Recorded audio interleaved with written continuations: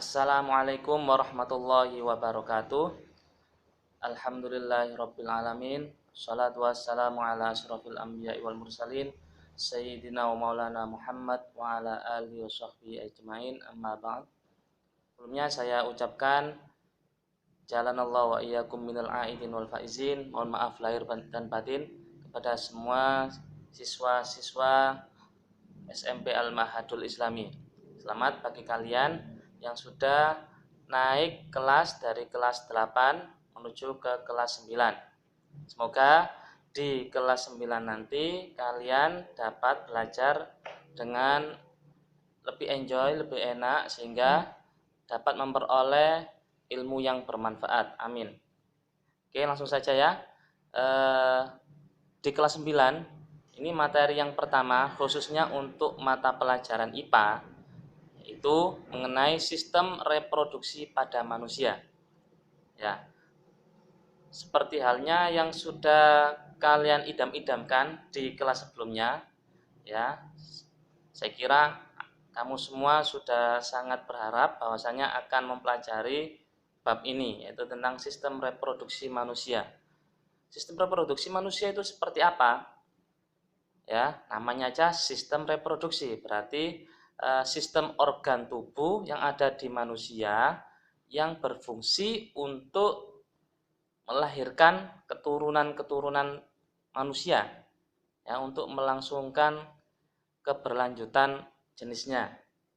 Ya, dalam hal ini ya kita akan mempelajari tentang bagaimana manusia itu dapat berkembang biak, bagaimana sistem perkembangbiakannya, dan organ apa saja yang berperan terhadap sistem reproduksi nanti akan kita pelajari di bab kali ini. Oke. Sebelum kita mempelajari lebih lanjut, alangkah baiknya kita belajar sedikit ya yang ada di Al-Qur'an. Ya, seperti yang ada di Quran di surat Al-Mu'minun ayat 14 yang artinya ini kurang lebih seperti ini. Kemudian air mani itu kami jadikan segumpal darah, lalu segumpal darah itu akan kami jadikan segumpal daging, dan segumpal daging itu kami jadikan tulang belulang, lalu tulang belulang itu kami bungkus dengan daging. Kemudian kami jadikan ia makhluk yang berbentuk lain, yakni berupa manusia.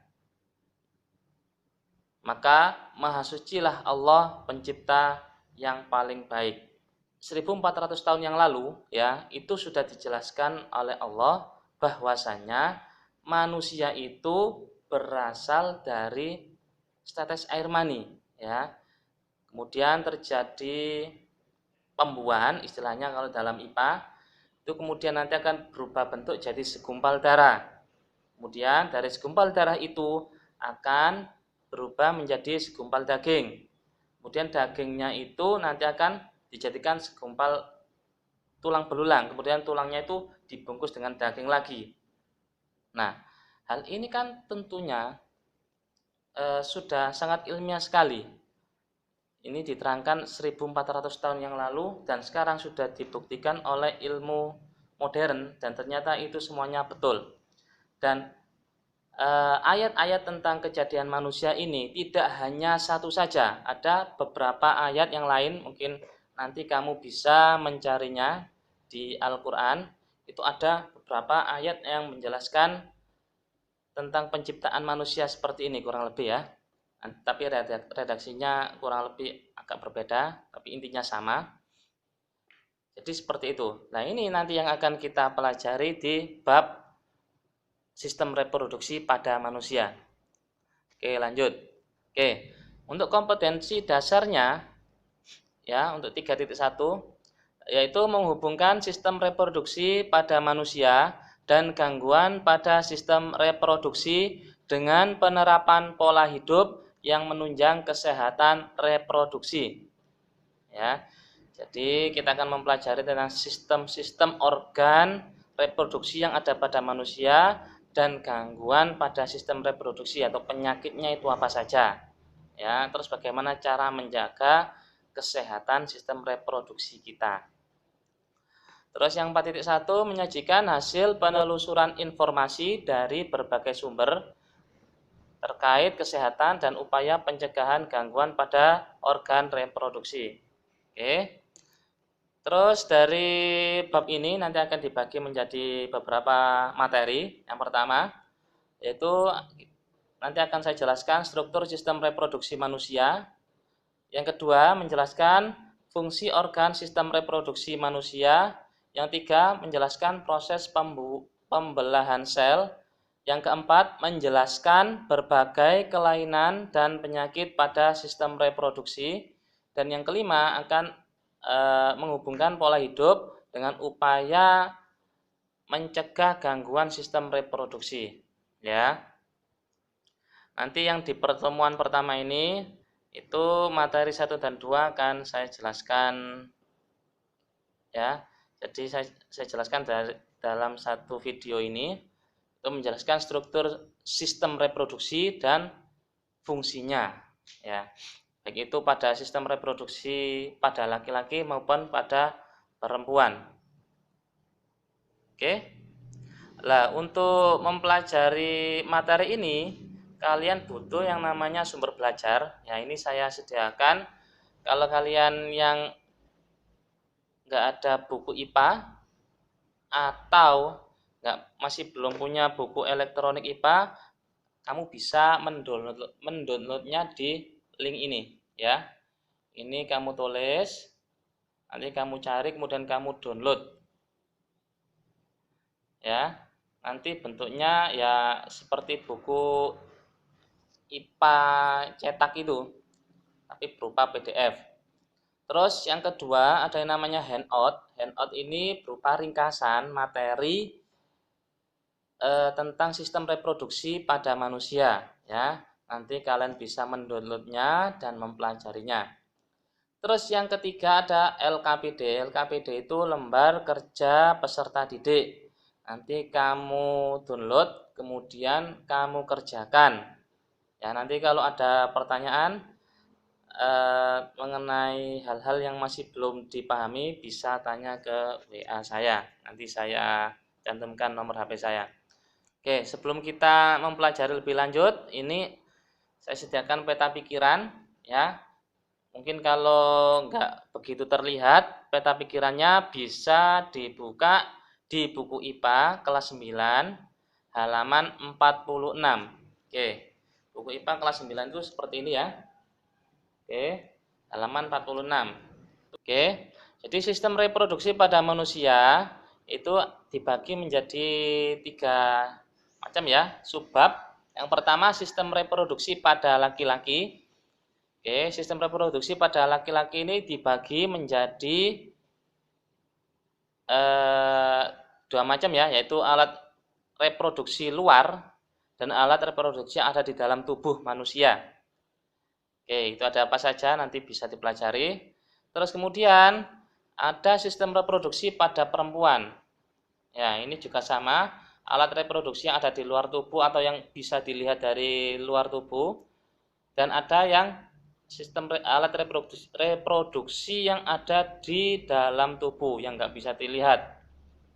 Terus yang ketiga itu nanti ada yang namanya gangguan atau penyakit pada sistem reproduksi pada manusia. Selain itu nanti kita akan belajar tentang pembelahan sel, yaitu pembentukan sel gamet atau sel kelamin pada pria, yang ini spermatogenesis, dan pada wanita atau oogenesis. Ya. Nanti bagaimana prosesnya sampai terjadi pembuahan. Oke. Lanjut saja akan belajar tentang struktur dan fungsi sistem reproduksi pada laki-laki. Oke, coba kamu perhatikan yang sebelah kiri ini adalah sistem reproduksi jika dilihat dari samping ya, yang ini. Kalau yang sebelah kanan ini gambar alat reproduksi pada laki-laki jika dilihat dari depan ya, bentuknya seperti ini. Jadi sama bendanya ini, yang gambar sebelah kiri maupun sebelah kanan. Oke, kita mulai dari bagian yang paling luar dulu ya. Bagian paling luar karena mudah kita amati. Yang pertama, ada yang namanya skrotum. Oke, ini skrotum. Skrotum itu adalah wadah atau kulit tempat testis. Nah, testis itu apa? Testis itu kalau kalian biasanya itu menyebutnya telur, ya. 2 telur itu namanya testis. Nah, wadahnya itu namanya skrotum, kulitnya ini. Oke. Skrotum itu apa? Fungsinya bagaimana ya? Skrotum itu berfungsi untuk menjaga suhu testis ya. Terus testis itu apa? Testis itu tempat memproduksi sel kelamin jantan dan tempat pembentukan hormon ya. Hormonnya namanya testosteron. Bungkusnya namanya skrotum. Oke, kalau suhunya itu panas, maka skrotum akan melar. Ya, artinya akan melar. Karena apa? Karena biar panasnya itu bisa keluar. Ya, ketika keluar itu suhu yang ada di testis itu enggak terlalu panas sehingga bisa sesuai lah untuk memproduksi sperma. Kalau pas suhunya dingin, maka skrotum itu akan mengkeret. Tujuannya apa? Untuk menghangatkan testis itu. Terus yang bagian organ yang bagian luar yang berikutnya adalah penis ya. Penis ini ya ini yang menggantung ini namanya penis. Ya, di penis itu fungsinya buat apa? Fungsinya untuk saluran ya, saluran urin. Urin itu air kencing, jadi tempat untuk mengeluarkan air kencing dan untuk saluran sperma saat terjadi pembuahan. Ya, ini namanya penis namanya. Saya kira kalian sudah paham kalau dua benda itu. Kemudian tadi penis sudah, skrotum sudah, testis sudah. Oke, setelah terbentuk sel sperma ya, nanti akan dimatangkan di suatu tempat yang namanya epididymis ya. Di epididymis itu tempat untuk mematangkan sel sperma ya. Ukurannya kurang lebih 4 cm.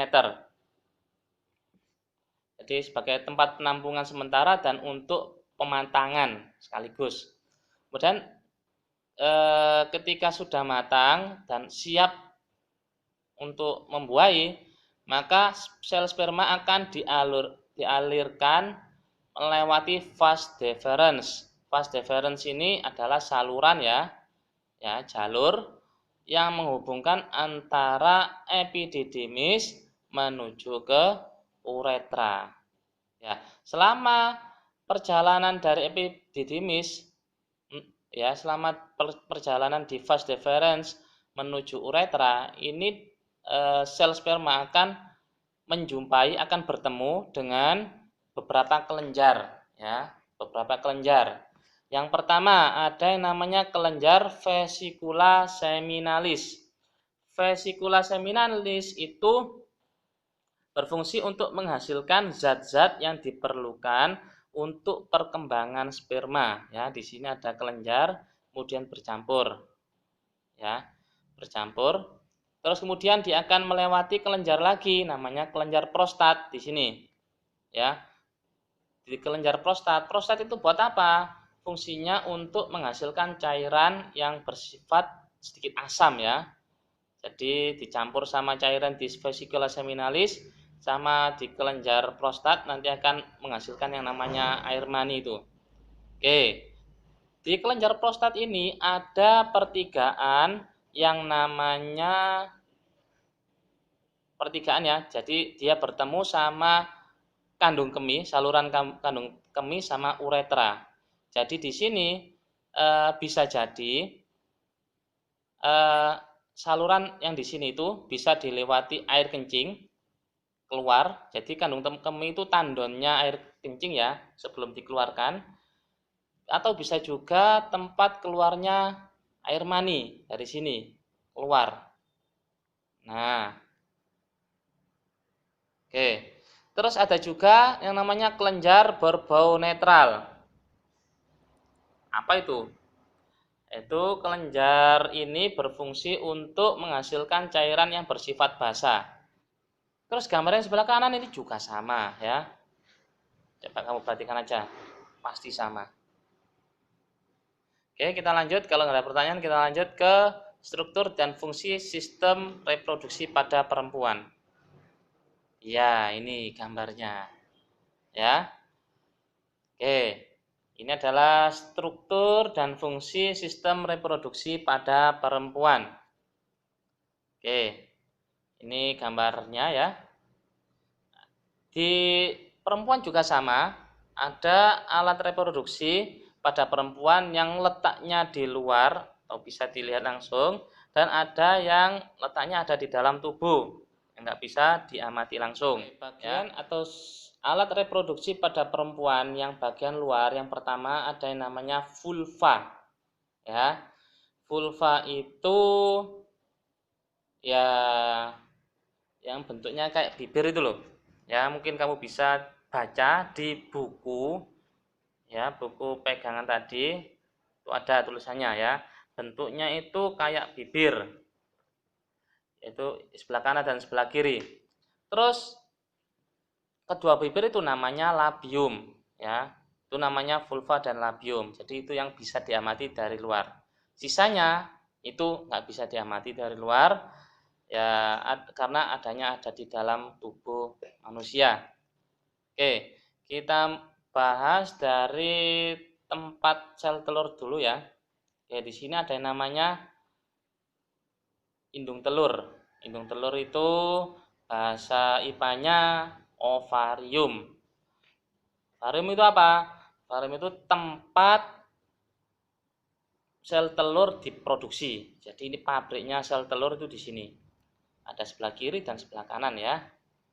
Yes.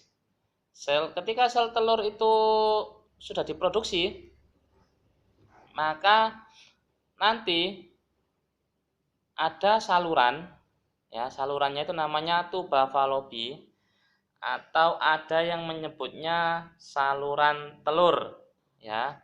Ini saluran tuba Fallopi ini tempat terjadi fertilisasi atau pembuahan ya.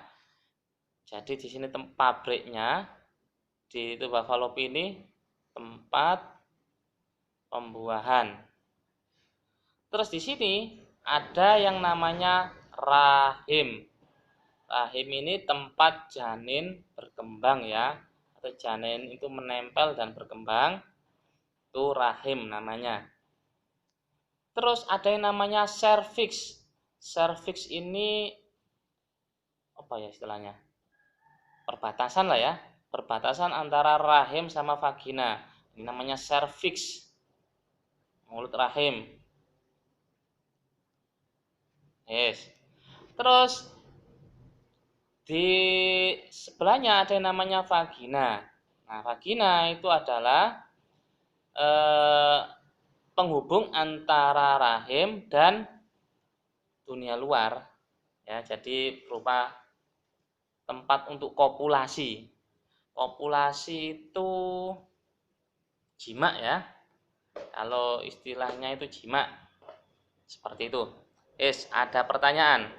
Kalau ada silakan nanti dihubungi nomor WA saya. Nanti silakan ditanyakan, japri saja ya. Nanti akan saya jawab. Oke, lanjut. Oke, ini nomor WA saya, silakan dicatat. Bagi yang belum punya, insya Allah ini nomor saya nggak ganti kok. Silahkan tanya, japri ke nomor ini. Kalau tidak ada, nah silakan tugas yang ada di LKPD tadi silahkan di-download. Kemudian silakan diklik link berikut. Nah, nggak bisa diklik ya. Ini kan video. Jadi kamu tulis di browser, kemudian kamu download. Nanti saya tunggu jawabannya sampai jam 9 malam ya. Jadi lewat jam 9 malam tidak saya koreksi dan nilai saya anggap kosong. Ya, saya anggap tidak berpartisipasi. Oke. Kalau tidak ada pertanyaan, saya akhiri cukup di sini. Semoga apa yang kita bahas hari ini menjadi ilmu yang bermanfaat, jadi ilmu yang barokah. Oke, saya akhiri. Wassalamualaikum warahmatullahi wabarakatuh.